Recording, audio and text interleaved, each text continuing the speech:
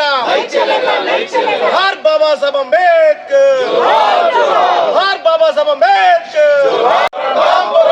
Corporation ఎన్నికల్లో 9 సీట్లు కేటాయించే వరకు కార్పొరేషన్ ఎన్నికల్లో 9 సీట్లు కేటాయించే వరకు పోరాడతాం 9 సీట్లు కేటాయించే వరకు మహబూబ్నగర్ మున్సిపల్ కార్పొరేషన్ ఏదైతే ఉందో 60 డివిజన్లలో ఎస్సీలకు వచ్చే వాటా 15% ప్రకారము 9 సీట్లు రావాలి. అదేవిధంగా ఎస్టీలకు 7% ప్రకారము 3 నుంచి 4 సీట్లు రావాలి. అంటే టోటల్గా 22% ఎస్సీ ఎస్టీలది గాను 4 సీట్లకు కుదించడము చాలా అన్యాయం. ఇది ఏదైతే 60 డివిజన్లలో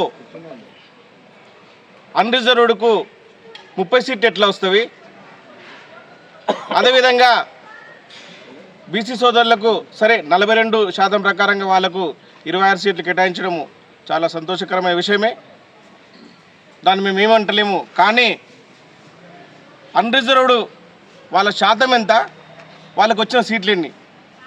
కాబట్టి ఏదేమైనా కూడా 22% ఉన్న ఎస్సీ ఎస్టీలకు మా వాటా ప్రకారము 9 + 4 13 సీట్లు రావాల్సిందే. ఆ విధంగా ఇవ్వకపోతే, ఆ విధంగా బాబాసాహెబ్ అంబేద్కర్ రాసిన రాజ్యాంగం ప్రకారం మా వాటా మాకు రాకపోతే ఎస్సీ ఎస్టీల కోపాగ్నికి ఇప్పుడున్న ప్రభుత్వము కుప్పగూలుతుంది. తప్పకుండా రానున్న మున్సిపల్ కార్పొరేషన్ ఎలక్షన్లో ఎస్సీ ఎస్టీలు అందరం కూడా ఏకమవుతాము, ఖబర్దార్ అనేది తెలియజేసుకుంటున్నాం. మహబూబ్నగర్ మున్సిపల్ కార్పొరేషన్లో 60 డివిజన్లుగా విభజించడం జరిగింది. ఆ 60 డివిజన్లలో ఎస్సీలకు 3 కేటాయించారు, ఎస్టీలకు 1 మాత్రమే కేటాయించారు. మహబూబ్నగర్ మున్సిపల్ కమిషనర్ మాట్లాడుతూ ఉన్నాడు మీడియా సమావేశంలో. రాజ్యాంగబద్ధంగా దక్కాల్సిన వాటా ఎస్సీ ఎస్టీలకు దక్కిందని మాట్లాడుతూ ఉన్నాడు. నిజంగా ఏ రాజ్యాంగబద్ధంగా ఎస్సీ ఎస్టీల వాటకు దక్కిందో చెప్పాల్సిన బాధ్యత మున్సిపల్ కమిషనర్ పైన ఉన్నది. మేము అడుగుతూ ఉన్నాం, ఎస్సీలకు ఉన్నటువంటి రిజర్వేషన్ 15%, ఎస్టీలకు ఉన్నటువంటి రిజర్వేషన్ 7%. అంటే 60 డివిజన్లలో ఎస్సీలకు 9 సీట్లు కేటాయించాల్సిన అవసరం ఉన్నది. అదేవిధంగా ఎస్టీలకు 4 సీట్లు కేటాయించాల్సిన అవసరం ఉన్నది.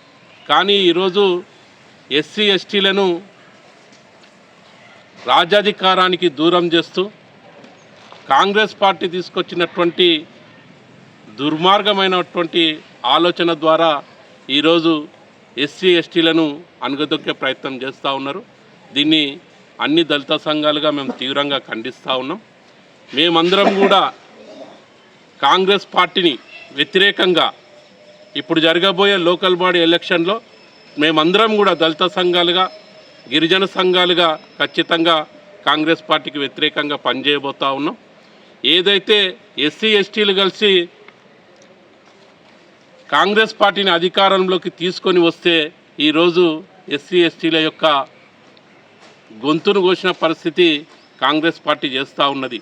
కాబట్టి మహబూబ్నగర్ పట్టణంలో కాంగ్రెస్ పార్టీ ఓటమి కోసం దళిత గిరిజన సంఘాలు మొత్తం పనిచేయబోతూ ఉన్నాయి.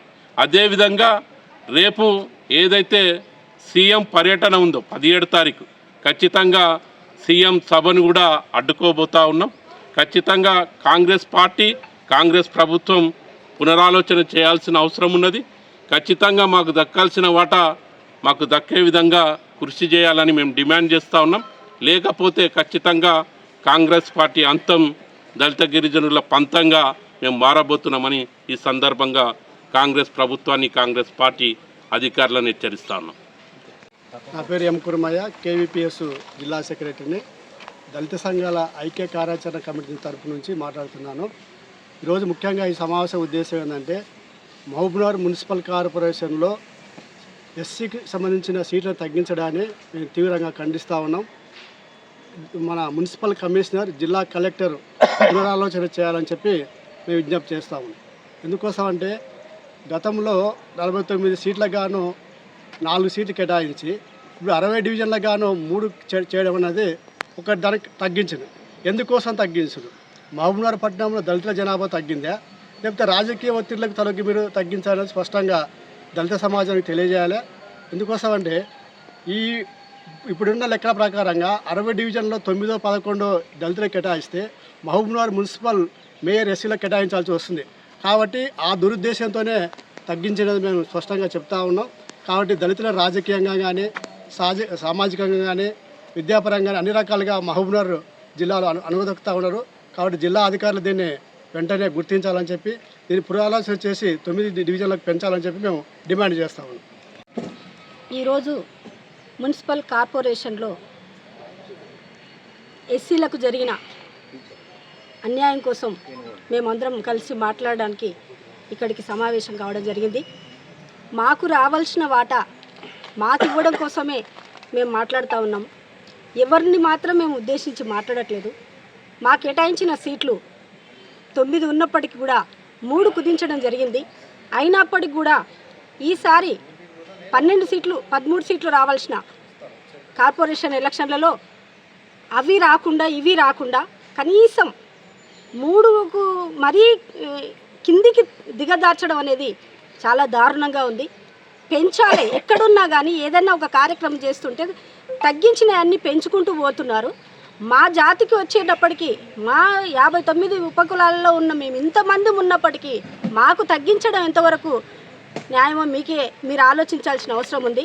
మాకు కావలసినంత అంటే ఎక్కడెక్కడైతే మాకు అన్యాయం జరుగుతూ ఉందో ప్రతి విషయంలో మా ఎమ్మెల్యే గారు మాట్లాడుతూ ఉన్నారు. ఇందులో కూడా పునర్విభజన చేసి మాకు కూడా న్యాయం జరిగేలా చూడాలని చెప్పేసి మేము కోరుకుంటా ఉన్నాము. దయచేసి ఆలోచన చేయండి. ఇప్పుడు ఈసారి 3 సీట్ల గురించి మన నాయకులు కూడా నేను ఒకసారి మన నాయకులకు కూడా ఈ విధంగా ఇప్పుడు నేను అడుగుతూ ఉన్నాను, తెలుపుతా ఉన్నాను. దయచేసి మనం కూడా ఆలోచన చేయాలి. మనం ఐక్యత లేనందుకే మనకు అన్యాయం జరుగుతూ ఉంది. దయచేసి అందరూ ఐక్యంగా ఈ టాపిక్ మీద మాట్లాడి మనం ప్రశ్నించకపోతే మనల్ని ఇంకా అరగదొక్కుతారు.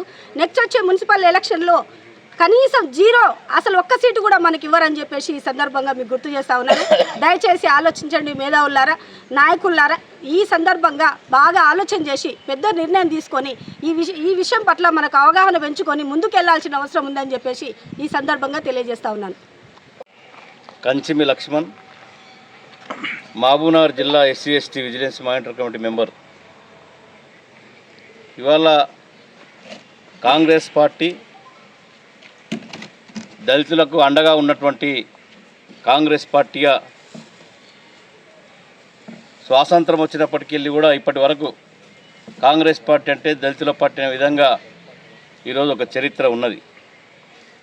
ఇవాళ కాంగ్రెస్ పార్టీ అధికారంలోకి వచ్చిన తర్వాత దళితులను అణిచివేసే విధంగా, హక్కులను కాలరార్చే విధంగా చేస్తున్నటువంటి ఈ వ్యవహారం బాధాకరం, దురదృష్టకరం. ఏదైతే స్థానిక శాసనసభ్యులు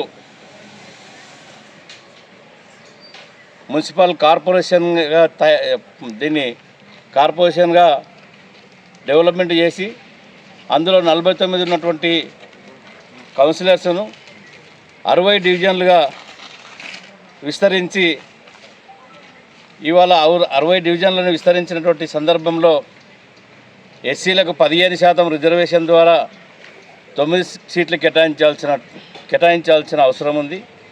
అదేవిధంగా ఎస్టీలకు 7% రిజర్వేషన్ ద్వారా 4 సీట్లు కేటాయించాల్సినటువంటి అవసరం ఉంది.